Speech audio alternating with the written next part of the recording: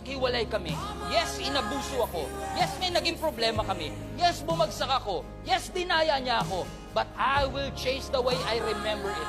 Thank you, Lord, sa mga ginawa sa akin nung una kasi pinalakas ako ng mga problema na yon. Salamat, ginawa nila ako ng kwento kasi sa pamamagitan nun, meron akong kwentong ikukwento sa iba na ang Diyos ay nagpapatawad, na ang Diyos ay nagbibigay ng second chances. Just change the way you remember it. Choose to forgive. Forgiveness is freedom. Let it go. Alam niyo ba sa Greek ang forgiveness? Let it go. Yun ang ibig sabihin sa Greek. Send it away. Release it. Pakawalan. Kaya nga ang tawag natin, hold grudges. Hawak mo. Release the grudge. Release the pain.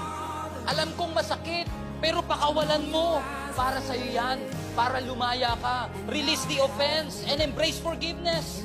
Let it go. Hindi ka